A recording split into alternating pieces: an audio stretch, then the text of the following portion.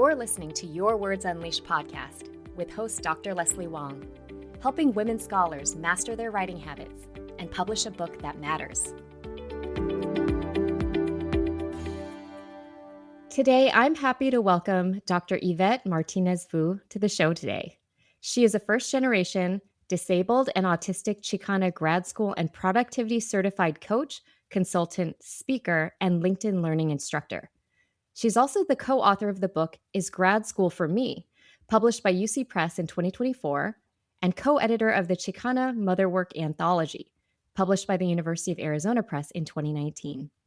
As the founder of Grad School Femtoring, LLC, and host of the award-winning Grad School Femtoring podcast, she helps first-gen BIPOC students and professionals navigate academia and careers while pursuing sustainable success, which is so needed. Her work centers on building the skills and systems that support meaningful achievement and long-term well-being in demanding academic and professional environments. Dr. Yvette offers coaching, consulting, and speaking engagements focused on graduate school admissions, career development, and sustainable productivity. So, as listeners know, my show and my coaching work really center around the needs of folks who've already earned their PhDs. The vast majority of my clients are faculty members, with some postdocs sprinkled into the mix. And I would say that because of the scarcity of jobs, the postdocs I work with tend to have the experience of junior faculty members. And so I wanted to bring Yvette on to talk about how the needs of grad students, particularly those who are first generation and BIPOC, really need to be focused on. Higher ed is strengthened so much by the unique perspectives these students bring, and yet many feel unwelcome or don't know how to navigate the unwritten rules that govern academia. And hopefully this conversation can shed some light on how to best support them. So happy to have you here today, Yvette. Thank you. Thank you so much for having me here. I'm excited to chat with you. Me too. So first things first, can you talk about your journey through academia and how did you decide to become a coach and consultant? Yes, well, that's a big, loaded question. And the first part, my journey through academia, started as far back as college. So when I was in college, I was a theater kid, and I thought I was going to pursue a career in theater. But everybody around me told me that that wasn't a realistic or reasonable career path. And so I later learned about undergraduate research and the academic path. And in many ways, I was indoctrinated into going into the professoriate because I was admitted to a highly competitive graduate school preparation program. I received support to apply to PhD programs. I got in. I went straight in from college to a PhD program at my same institution. I was at UCLA. And I decided, well, if I cannot act for a living, why not study it? Why not teach it? So I pursued a PhD in theater and performance studies. And it was actually in graduate school that so much of the foundation of the work that I do got started. Because my first year as a graduate student, I landed a part-time job as a graduate mentor at an undergraduate research center. I didn't do it intentionally at the time. I did it because, to be frank, I needed to pay the bill. So even though I was fully funded, I was living in a high cost of living city, and I needed to find a way to make ends meet. But this role taught me a lot of the foundational skills that I now use to this day, things around public speaking, facilitating workshops, essay review, all of those things. I was working one-on-one with students, and I realized I really like this and I'm really good at this. I'm just going to keep it in my back pocket in case of anything. And then there were other things that helped in my pathway through not just academia, but also later becoming a coach and a consultant. And that included life happening in grad school. So, for example, I burnt out really badly and developed a chronic illness in graduate school. And that forced me to slow down, to rethink my values, my priorities. And that's when it started to hit me that maybe my values were not in alignment with the pathway I was on, which was the R1 tenure track pathway. And then another thing that happened in grad school was that I became a mom for the first time, and that was really transformative. But it was also really, really hard. It was hard on my body. I nearly died giving birth. It was hard on my mental health. I struggled with postpartum depression. And I Mhm. think it provided me with this lens that I didn't have before of what it's like to be a non-traditional student. Because for the first time, I realized, hold up, I need to learn not just to advocate for myself, but for another human too. And that's how a lot of my advocacy work got started, working with other mother scholars in academia, starting collectives and student groups. And so by the time I finished graduate school, I already knew I no longer want to be on the tenure track path and I'm going to pursue something else. That Mhm. something else was a career in student and academic affairs. My first job out of grad school was working at a scholarship resource center. And then later, I landed a role as an assistant director of a grad school preparation program. And then I moved up to directing that program. And after 5 years, during COVID, actually the start of COVID, I should say, that was when things shifted again for me and I decided to pivot and transition into entrepreneurship.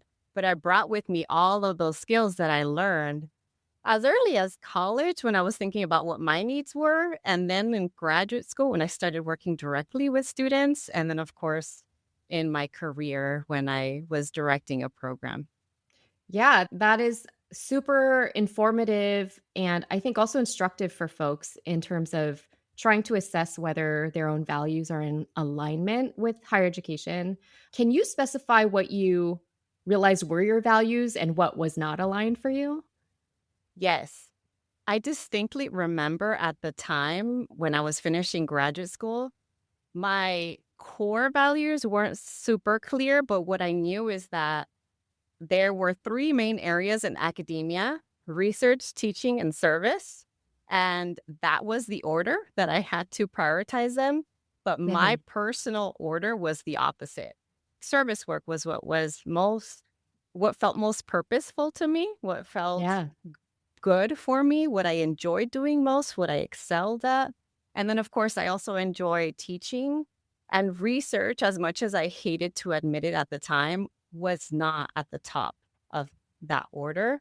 Mhm. And that's what was clear to me. Then later on, through again, other things happening, having a second child, having some full time work experience, I realized there were other values that I had that led to me pivoting out of academia entirely. And those were Mhm. things like wanting to prioritize my health first, my family first, wanting more time freedom, wanting just more freedom in general over my finances, over my schedule, etc. And so living more intentionally and being able to expand my impact beyond one institution were some of the things that came up for me at the time. Mhm. Mhm. And so you're one of the people I've talked to who made the decision to not pursue the tenure track while you were in grad school. How was that received by people in your department at an R1 school? It was a really hard decision to make at the time. I remember feeling like I was going to disappoint so many people. And I was not a recovering perfectionist back then. I was not a Yeah. recovering people pleaser back then. I was full on perfectionist and people pleaser. Right. And what came up for me is that I realized that a lot of my relationships were tied to an institution and a career pathway. And once I let go of that, those relationships went with that. And that was really hard, realizing that I was only going to receive support from some individuals, not all, but from some, only if I went one pathway, and that pathway was that tenure track route. So I did experience a lot of my own disappointment and disillusionment and grief. Grief was the overwhelming feeling I felt at that time. And I Mhm. think that my leaving academia, that my journey was twofold. So it was the grief that came that first time when I decided not to pursue the tenure track. And then there was the grief that came again the second time when I decided to leave my career in student and academic affairs. Yeah. Yeah. Can you talk at all about what helped you get through the grief?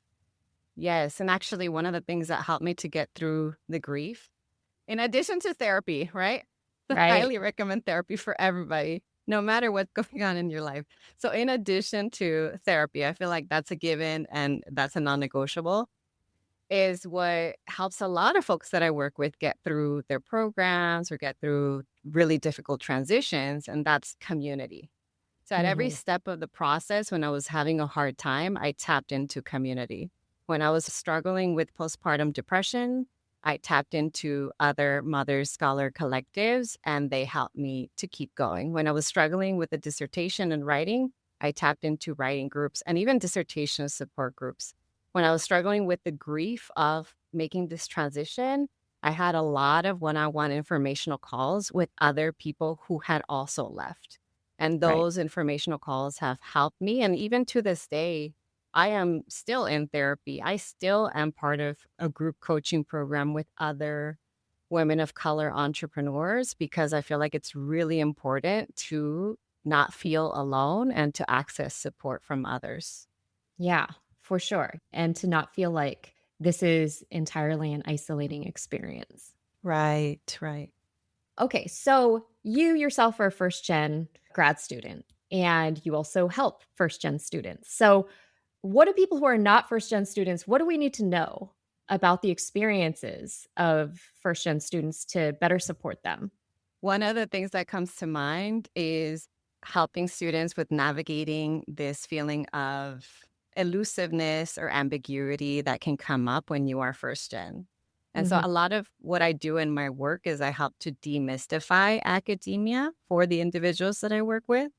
And that is a huge part of what can help make or break a student's experience in graduate school is being able to provide that for them. So instead of making assumption and thinking that your students know what to do and when to do it, to make expectations clear, clear communication, clear expectations, that really helps students. Another thing that can help first gen students is providing a sense of reassurance because I hear from so many graduate students that say that all they ever get is criticism and Right. feedback that focuses on how to improve their work, but they never know when they're doing anything right. And so they feel like everything they're doing is wrong. So Yeah, true. it's never good enough. Right. And so for me, it's help the student demystify the hidden curriculum, help them tap into multiple resources, multiple mentors, because you cannot do it all for them.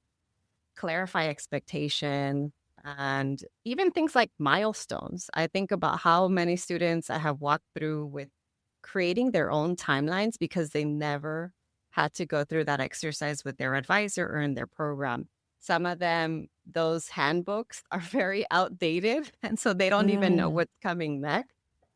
And so Mhm. again, it's about helping them to continue to feel prepared and to not feel so underinformed or so, yeah, so confused or ambiguous about what comes next. And also maybe not wanting to show others that they don't know what's going on. Yes. So a lot of it is just not assuming, even if it seems like you are repeating yourself all of the Mm. time. I would rather someone provide more support than not enough support to their students. And again, if you are, I know a lot of professors are so busy and they don't have enough time to work on this.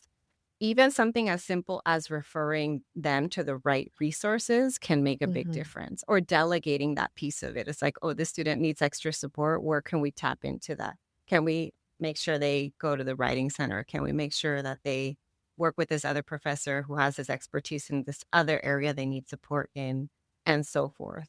Mhm. So, what would you say are like the top few things that need to be demystified for first gen students? Oh, that's a really good question. I would say the first thing that comes to mind is actually two things come to mind. One is about the process of navigating the program in and of itself. So, how to navigate the program, what to expect year one, two, three, four, five. That's Mm. one side of it. And make sure to include the funding aspect of it too, because a lot of the first gen students I work with, not all of them, but a lot of them are also working class students and they're working multiple jobs to make Right. ends meet. The second one is a big one that comes in the latter part of the program, which is all about the career development piece. And I know Mhm. this is true not just for first gen students, but it comes up a lot and there's increased anxiety and pressure for themselves and from their families about what's coming next. And providing that support, demystifying what is it that you can do with this degree, and being realistic about, yes, we're preparing you for maybe this one pathway, but the majority of students will not get that coveted tenure track job. And so here are your other options. And so those two things come up the most. Again, how to navigate the program and the major milestones, and how to prepare for what comes next beyond the program. And I know you also help people prepare to apply to schools. So is your work focused on the entire journey, Yes. beginning to end? Yeah. So I primarily work with different graduate school preparation programs or career centers. So university programs will hire me, and nonprofits too. Scholarship programs will hire me to work one-on-one and sometimes in group settings with their students. And I also facilitate workshops to help them with the process of applying to graduate school. And then I also work one-on-one and in group capacity with graduate students. And I've had a few postdocs, a few professor clients as well, but it's primarily graduate students, helping them with navigating the major milestones that they have to get through in their program through coaching. Okay. Obviously, that higher ed is just like changing every single day in all of these ways, both mostly negatively, probably. People still want to apply to grad programs. They still want a PhD. So, what advice do you have for students who are just starting this process now? One of the things that I have said before and will say over and over again is when I was in their shoes and I was an undergrad considering graduate school, I wish that somebody would have told me that I had options, that graduate school was the only path and that there was nothing else, that there was no way I could get a job without an advanced degree. So that's one thing, is I want students to know that you're coming in to this from a position of power because you're Mhm. the one making the decision. It is not someone else's decision. It is your decision.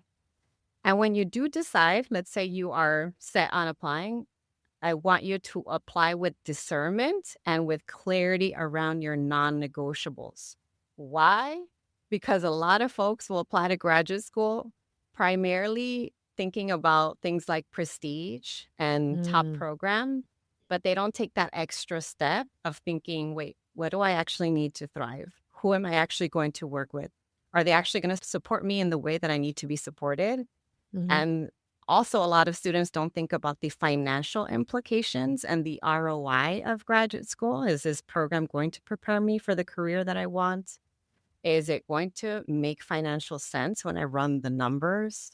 And so I want mm. students to really slow down, take a step back, reflect, and think about, again, what are my long-term goals? Does graduate school make sense for those long-term goals? And if so, apply with discernment by looking at what the program offers, looking at the faculty, and making sure that it aligns with what you need to succeed.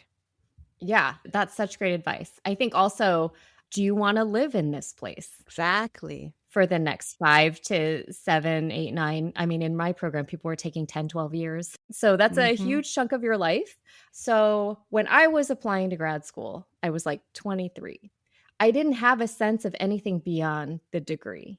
So how do you get students or prospective grad students to think through their potential career options at the end? You know what I mean? Like, it just seems the PhD itself seems like such a huge journey. There. So the question is, how do I help students consider what their career options are once they're in graduate school? Yeah. There's a lot of different ways to do this. And I think this is where maybe some of our work might overlap in terms of the coaching work. So I have a series of different exercises that I may suggest and recommend if a student is interested in them. One of them is a values assessment, just to be clear around what their core values are and how those could lead to potential career paths. Another one is a strengths assessment to really think about what are the strengths that they bring and the transferable skills that they bring from their discipline and from their program, so that they start to think beyond subject area expertise and more about the wide range of skills that they take for granted that they bring with them. And so beyond the core values, beyond the strengths assessment, I also have a life assessment exercise to really think about what are the main areas of your life that are important to you, and are you actually tending to them? And if not, what can you do to tend to them more? And so a combination of that plus what's really important beyond a million exercises is actually talking to people. So think about individuals whose work you admire, reach out to them, build that LinkedIn profile. I know some professors will roll their eyes at me talking about LinkedIn because I know it's not Right. typically the platform that you may use if you use any at all. But LinkedIn can be a great way to network and to meet new people and to ask to conduct those informational interviews. I'm always so surprised. College students are more familiar with informational interviews than some grad students are. And sometimes they're more Yeah. willing to do them and they're more, what's the word, like unabashed or just they don't Forthcoming, like even open. yeah, they don't even blink or think twice about it. They're like, "Oh, yeah, I'm gonna reach out to the stranger." Whereas with Yeah. graduate students, some of them are over analyzing, or they might not wanna bother someone, or they think that this person would never reply back to them. You'd be surprised. Sometimes folks will make the time, 15, 30 minutes for you, Mhm. and you learn a lot about different career paths. And I often have them when they're going on LinkedIn searching their discipline, searching their degree or their program and seeing what are other people doing that have a similar background as me. And then that opens Mhm. up other possibilities as well. Mhm. Mhm. And those are for people that are going to choose a non-academic path. Well, not necessarily, because Mm. sometimes they might tap into the alternative academic paths where you're still in academia, but not on the tenure track pathway. Mm. So I guess it Mhm. just depends on what comes up for some individuals as they do their search and as they reach out to individuals. Yeah, got it. I think LinkedIn is actually I mean, I talk about it all the time, but I think it's really a very useful place to meet people. That's how we know each other. It's like you end up in certain circles, and I'm like, "Oh, I've seen Yvette now for like 3 years. It's time to actually talk to each other." And then you're also a published author that is published with these really high-ranking university presses. I'm curious, though, about the co-authoring experience. The sole authorship is always I don't know, it's I think the more common way to go when it comes to scholarly books. Yours are coming from totally different, probably intention and motivation. So can you tell me a little bit about writing is grad school for me? Like what inspired you to write it? And then what was it like to co-author it? Yes, I'm happy to share more about this experience because this experience changed my relationship to writing and to publishing in ways that I didn't even realize I was signing up for. And in really, really incredible ways. It was an overwhelmingly positive experience to co author this book with one of my friends and femtors. And so the journey of getting started with the book was at the core of it a femtoring relationship. So I met my co author, Doctora Miroslava Chavez Garcia, when she became my supervisor at UC Santa Barbara. And she became Mm, my supervisor and transitioned in as I was on my way out. I was already planning to leave. And because I felt we just had this connection, I remember us introducing ourselves, telling each other a little bit more about our life stories, and having so many things in common, including the strange experience of both of us losing, in my case, my father at age 12, in her case, both her parents at age 12. We just wow. felt so bonded that by the time I left and transitioned out, we continued to stay in touch. And she knew that I was doing this work with the podcast, and she encouraged me to write a book. She said, "Okay, when are you writing the book?" And I did not think that was even an option. Again, I came from an academic experience where there was some small T trauma around writing and publishing, and I just didn't feel confident enough in pursuing that, especially as someone who is not a professor and does not have an academic title. But in any case, with her support, we decided, how about we take, because we both know a lot about this topic, we bring our knowledge together and we take our strengths and we work on it. And so that's really how we did it, with a lot of Mm, communication leading into our strength and dividing the material, checking in. There was a lot of accountability. It was her modeling what it looks like to uplift others. And that's actually one of the things that I respect her and that I encourage other professors to do is when you're working with scholars to really uplift them and to provide opportunities where they can learn the process. So because of that, I now am working on my second book and I feel really good about working on that book on my own because I've had this experience of learning and femtorship through that writing process. So it really was a true collaboration. There were a lot of conversations around co-authorship piece, whose name comes first, which name comes second, in terms of even the income side of it and the book talks. And so we've had to really trust each other. And also Mhm. on the side of working with the press, I only have really lovely things to say about University of California Press. They made the process so enjoyable in terms of very clear timelines and very supportive editing. Even the feedback, of course, we received constructive feedback. We applied the feedback, but we got lucky with our reviewers. I will just say that. Or it was a great book. Thank you. You know what? I'll let folks pick up a coffee and determine that for themselves. How's the book structured? The book is structured in 3 parts, and it's the 3 parts or 3 stages of considering what to do when you're applying. So the first part is really about answering that question, is graduate school for me? And all the things Mhm. you need to know before you apply. The second part are the chapters around each part of the application process and how to tackle all of those pieces, from writing the statement of purpose, personal statement, letters of rec, you name it. So that's all the application piece of it. And then the third part of the book is what comes after you apply, from interviews to negotiating packages to even thinking about your long-term career implications. That's so useful. That's super useful. And what kind of feedback have you heard from readers? Again, I feel incredibly grateful. And there's always that part of me that's like waiting for the other shoe to drop. It's like, when is the more critical feedback going to come in? But I've heard from several graduate school preparation program directors who have now included it as part of their curriculum. I've heard from professors who teach either first years or transfer students and have brought the book into their classrooms. I've heard from a lot of individual readers who have said that they felt seen and heard in reading the book. I've also heard from individuals who followed the steps and have gotten into graduate school, which is pretty amazing. Yeah. So it's been really amazing to publish. Again, I used to think that publishing was this big, scary thing and that it meant that so many people could just tear you apart because of your writing. But one of my other friends and femtors, her name is Doctora Michelle Telles.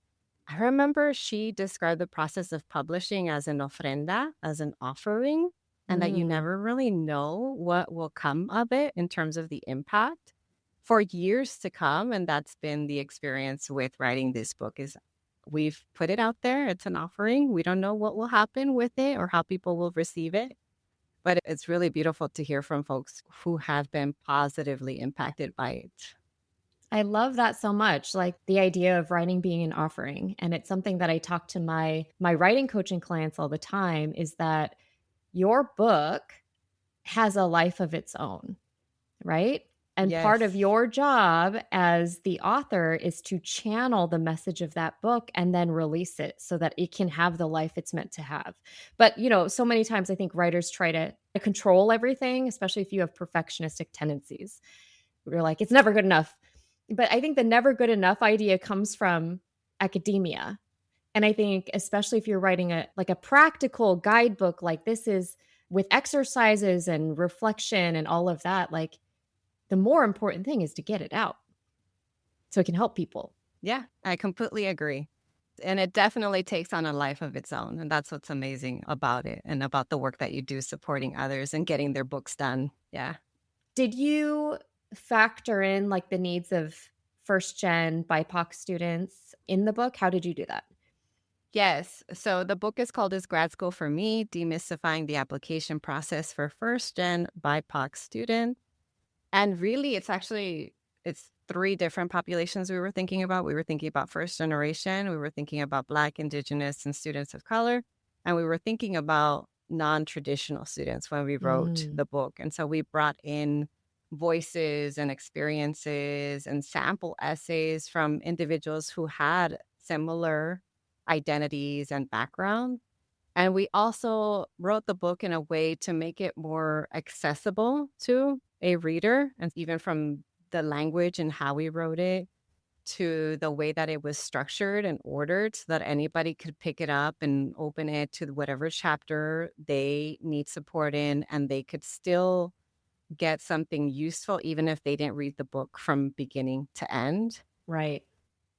We also made sure to acknowledge some of the harsh realities of academia and how it impacts students, from bringing in, for instance, my co-author, she's a historian. So I love that she brought in the history of academia and Mm, how a lot of people say these spaces weren't built for us, but we're actually going through and naming the history of institutions of higher education and at what point people of color started attending them. And again, like why we continue to feel left out mhm. or like we don't belong.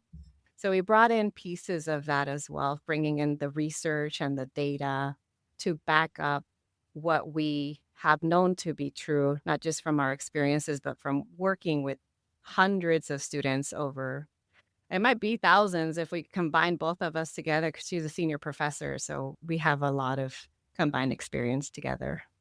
So you've been the host of the Grad School Femtoring podcast for quite a while now. Can you talk a bit about what motivated you to start this podcast and what it's all about? Yes, definitely. Oh my goodness. I get so excited when people ask me about the podcast. The podcast is the seed. It's the seed that I planted that really got all of this started. And the podcast came up from a need when I was directing the McNair program at UC Santa Barbara. I Mm, started it in 2019. And actually, in some ways, it started by accident. So there was a need and there was also just an opportunity. So what came mm, up at the time was that I already had podcasting experience through the Chicana Motherwork podcast. So I was one of the co-hosts of the Chicana Motherwork podcast, highlighting the stories and experiences of Chicanas and mothers of color in academia. And at the mhm, time, we needed to transition into using a new host. And so I was doing research. When I was doing research, I found one sample host that it was one of those where you just record and it has the editing built in and it was free. And I wanted to test it out. And I thought to myself, what do I know a lot about? Okay, grad school. And what do I do at the core of the work that I do with the students that I work with? What do I do? I femtor. And so I'm like, mm, oh, I'm always femtoring about grad school femtoring. And I made it. I just like signed up with that name. And I thought, you know what? Since I have it, why not record an episode for my students? And so every mm, time a student would ask me a question, Yvette, how do I ask for a letter of rec? Yvette, how do I write my statement of purpose? A lot of it was all how to. That's how it started. I would yeah. record an episode. And then as students would listen and send me follow up questions, they would tell their friends about it.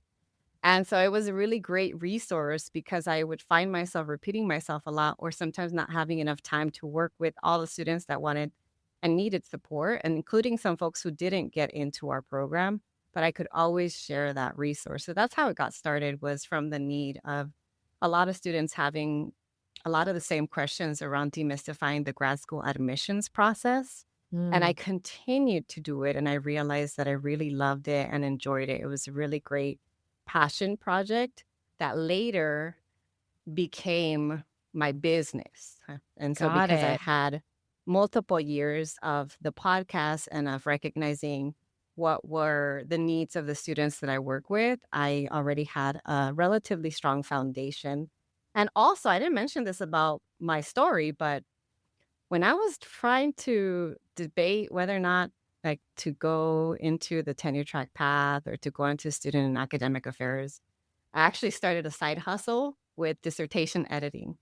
And some of those Mm. dissertation editing clients became very early coaching clients. I remember someone telling me, I need more than just you reviewing my feedback. Can we just chat and can you just offer guidance or just provide me with a space for me to just think? And those became my very, very first clients that needed support, graduate student clients, I should say. So yeah, all of those things, if we really put them together, when it happens, I wasn't thinking at the time this is all going to become the next thing, but these all informed the work that I do today. And the Yeah. podcast is a huge part of it. And that's why I have continued to release an episode every single Friday since 2019. I have 360 episodes, I believe, Oh at this my point. goodness. Wow. Congrats on that. I reached 100 and I was like, woof. That felt like a lot. Yeah. So how do you keep it fresh for yourself? You know what? The root of the podcast and the core of it has not changed. For me, it's always about serving others. Mm. And so as I do my work with my one-on-one clients, with my group coaching clients, as I hear repeated questions in my workshop facilitation, I bring that in and offer it on the work. So I treat my audience the way that I treat anyone else that I work with. If they have a question, if there's anything that I can offer support, I always say I don't gatekeep. Happy to provide the information. I don't have a problem with sharing info that I have access to. It's when folks want my one-on-one time that I do charge because I have bills to pay. Right. But the podcast is an offering, and it's the least that I can do to support others. Interesting. Yeah. Offering coming up again in this conversation, right? Mhm. No. And I think that the more you have something to say, whether it's like through a medium like podcasting or through books, like the more you can see it as like a similar, it's a gift to others. The more you can see it as a gift, I think the easier it can be to not put writing into its own camp, like a rarefied realm. Instead, it's all part of you as Yvette. I don't know. Maybe what I'm saying is I think more listeners should pitch themselves to be on podcasts, right? Everybody has something to say. And it Mhm. like the medium is just the way that you're getting your message out, but that message can be very similar. Exactly. And one of the things I didn't say earlier is that a lot of the material that we pulled to write the book came from the podcast. And so Mm, sometimes that's why I'm a big fan of multimodal writing and multimodal ways of learning is that some of us, our first drafts are brainstorming. If you need to do it by recording yourself and taking a look at the transcript and pulling from what's useful, you can do that. If you need to talk things out to help you process and to help you to think straight, that's completely fine. Sometimes you need to write to think, and that's yeah. also part of the process. So let's return to talking about grad students again, because I'm so far from students, I have to say. And so when we're talking about first gen grad students or BIPOC grad students or non traditional grad students, what have you observed to be the most important when it comes to them feeling confident and them being able to persist in their programs? Confidence and persistence. That's such a good question. And it's something that has come up a lot in my work. And I don't think that I really started out thinking, oh, I'm someone that's going to help people with their confidence and persistence. But it Hmm. just kept coming up over and over again in my work when I would review the feedback that I was receiving. And three things that come to mind right now, especially since I have several grad student clients at the moment, is that what helps them is some of what I mentioned earlier. So the clarity, the community, and being able to notice the evidence of them doing good work. So those three things. And by clarity, I mean explicit, clear expectations, communication, all of that helps. And then community means having ways for them to not have to do the work alone. A lot of times we see it that the graduate students who start to fall off the track or who won't finish their programs, it doesn't happen when they're in coursework. It doesn't happen Right. when they're with their cohort. It Right. happens afterward when they're on their own.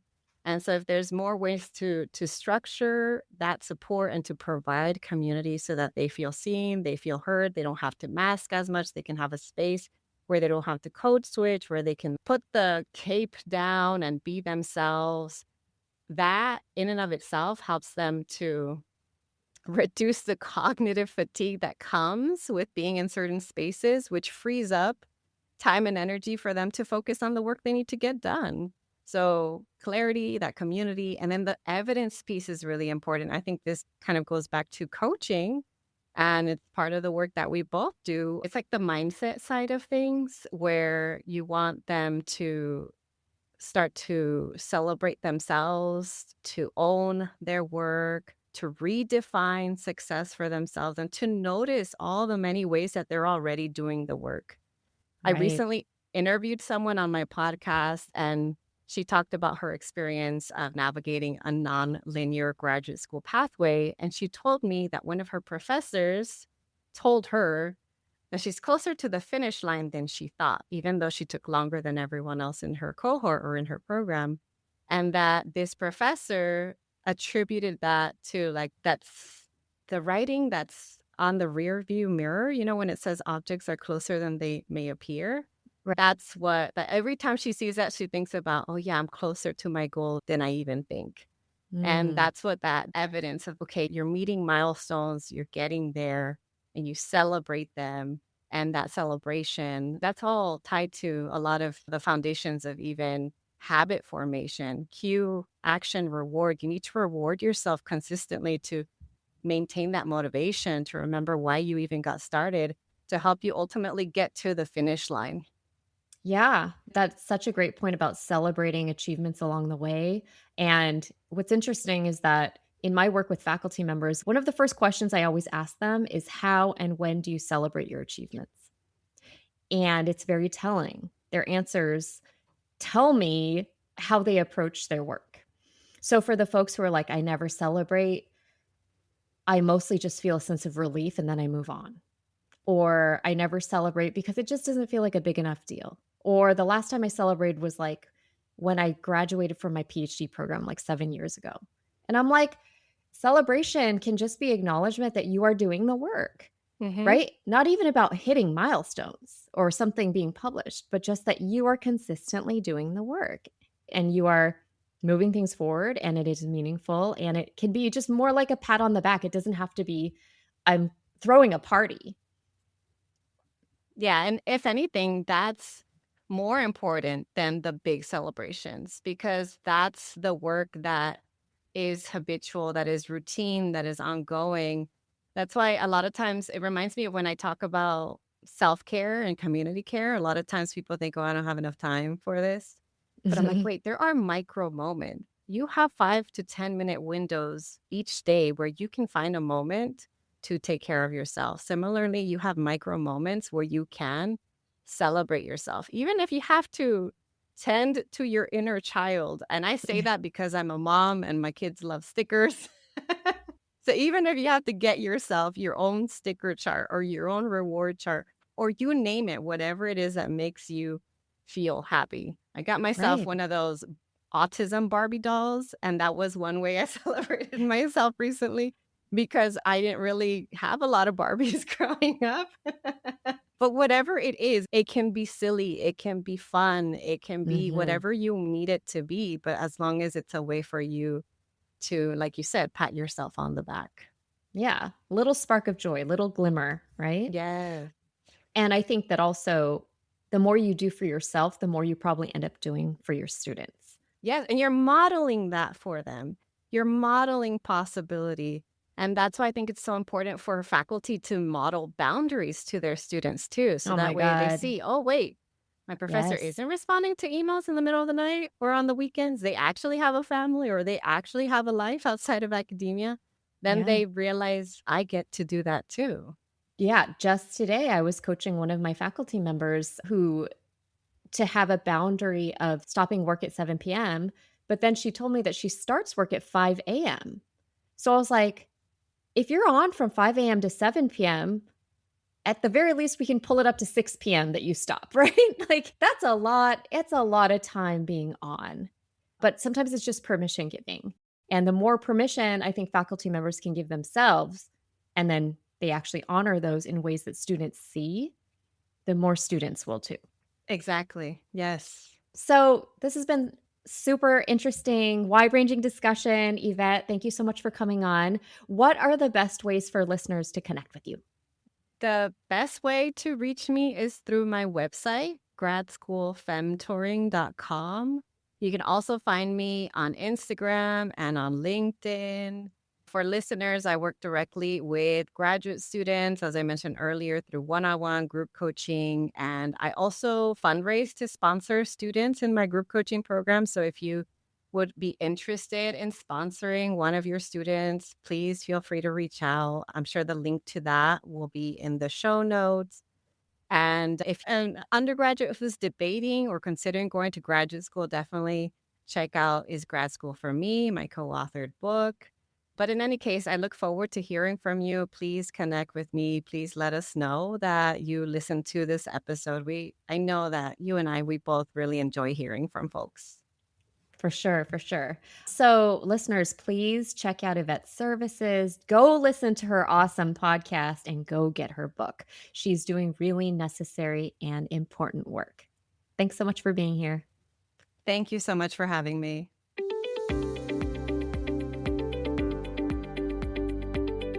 Thanks for tuning in to Your Words Unleashed podcast. If you enjoyed this episode, please share it with other writers or leave a rating and review. To find the full transcript and catch all the latest from me, check out my website, yourwordsunleashed.com. I'll talk to you next time. Happy writing!